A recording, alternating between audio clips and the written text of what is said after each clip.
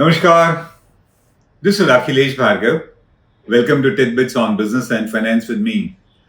As the next budget date nears by, the next union budget is meant to be announced on 1st of February 2021. So while we wait for the next budget to be announced, what we are seeing is that the government as well as the Reserve Bank of India, both authorities which are mandated to initiate measures to revive the economy, both of them have pressed the pause button. Pause buttons have been pressed on any new policy initiatives and they will be announced only in the budget according to us. The government is not initiating any further reforms. It is also not announcing any further stimulus measures or stimulus spending to whatever extent it was. The Reserve Bank of India also seems to have run out of its course. In the last meeting of the Monetary Policy Committee, it refused to effect any further interest rate cuts. It also refused to make any further significant monetary policy announcements, both waiting for the budget to be announced. The ball to revive the economy, the ball to kickstart recovery is certainly now in the government's court. In the meanwhile, while we wait for the budget, the economy's state continues to be uncertain, slow, and skittish. And what we certainly need is strong dose of revival measures in order to kickstart the economy. Even if a time comes soon where COVID goes down or it disappears or it comes in significant control, even then, major measures will be needed in order to boost the economy. The economy needs to start its upward growth. And what appears is that this budget is expected to be one where growth has been revived in a very sustainable manner. The government has already started its customary meetings, pre-budget meetings as they are called, for consultation with various sectors of the economy, with various sections of society to decide what kind of budget measures are needed and expected. And this is happening from now to the run-up to the budget. The latest meeting in these pre-budget consultations was of the finance minister with various industry bodies, which is the CII, FICCI and ASSOCHAM. All the three prime industry bodies came with extensive wish lists and also extremely detailed suggestions in order to revive India's sagging economy. The longest wish list and perhaps the most detailed suggestions for reviving the Indian economy came from the Confederation of Indian Industry, or the CII. In its pre-budget suggestions, the CII said that fresh stimulus spending needs to be initiated by the government in order to support growth. From this suggestion, it's very clear that, like many of us, even the CII thinks that durable growth has not yet set into the country. And for that, we need to have fresh stimulus spending to be initiated by the government. The CII then says that the government must boost spending on infrastructure and healthcare. Both these are vital sectors and both of them have multiple spin-offs and linkages. And so the CII's emphasis is boost spending on infrastructure and healthcare. It then says that in order to kickstart revival, in order to kickstart growth in the economy, we need to boost investment in the private sector such that jobs are created, demand is created, and revival sets in.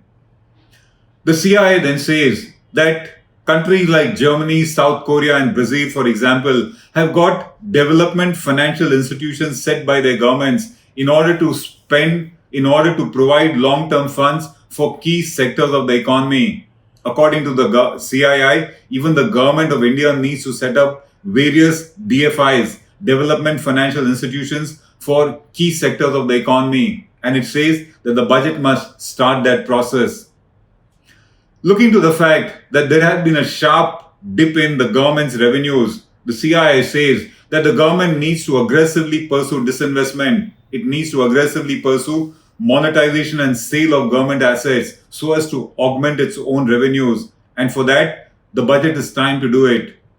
It then says that looking to the rising NPAs and bad loans of banks, the government must set up multiple bad banks in order to manage these NPAs, in order to manage all the loans that have gone bad. And the budget must start the process.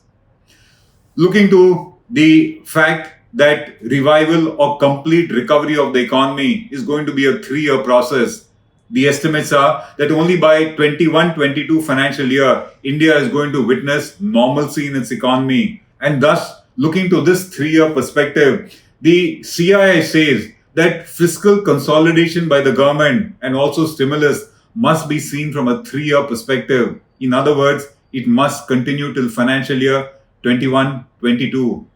It then says that the government must bring down its stake in public sector banks to below 50%, except in the case of major banks like State Bank of India, Bank of Baroda, and Union Bank of India.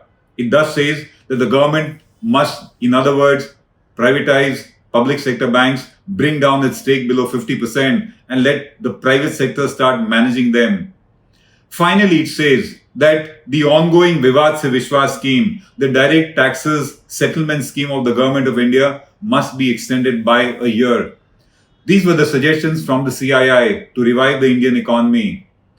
FICCI, on the other hand, says that the government must reduce GST rates to just 3 levels. And it needs to do that in order to reduce complexity and also to reduce the possibility of tax disputes in the country. So FICCI emphasizes that GST rates must now be put only in 3 levels and not all those multiple ones that we have. FICCI then suggests some kind of an employment guarantee scheme for the urban poor.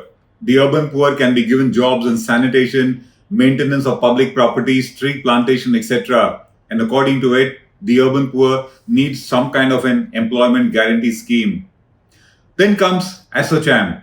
ASSOCHAM had lots of suggestions in respect of tax laws, simplification, and making them easier.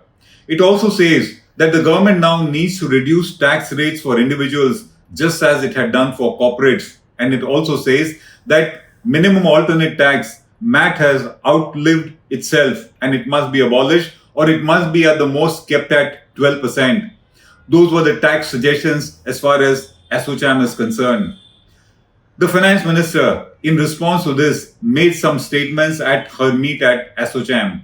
She says that the forthcoming budget will be a vibrant budget and will give sustainable growth to the economy.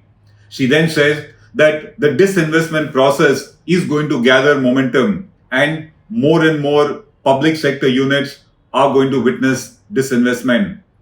She then says that the Government of India will sustain public spending on infrastructure projects, and borrowings will take place accordingly. The key thrust of the finance minister is an assurance that it will be a vibrant and growth-oriented budget. As far as we are concerned, it's very clear that India needs growth, India needs revival, India needs recovery of the economy. India needs to get out of its present situation where the economy is in a deep and extensive crisis. And growth will come back in India only if demand comes back. And to us, the formula is very simple. If you want demand to come back, then you need to have confidence coming back in the minds of the producer and the consumer.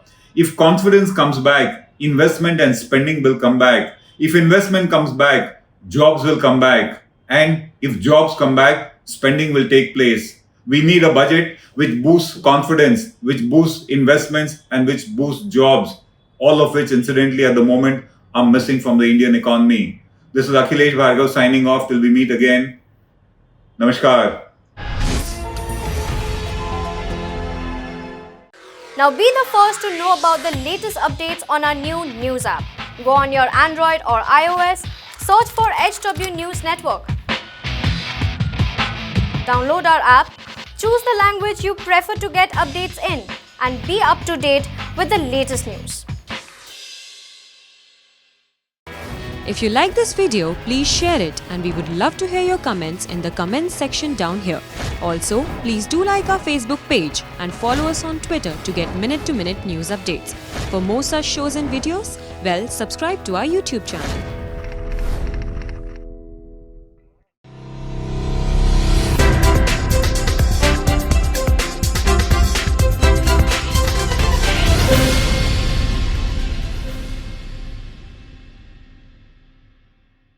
Now be the first to know about the latest updates on our new news app.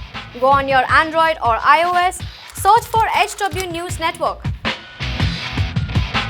Download our app, Choose the language you prefer to get updates in and be up to date with the latest news.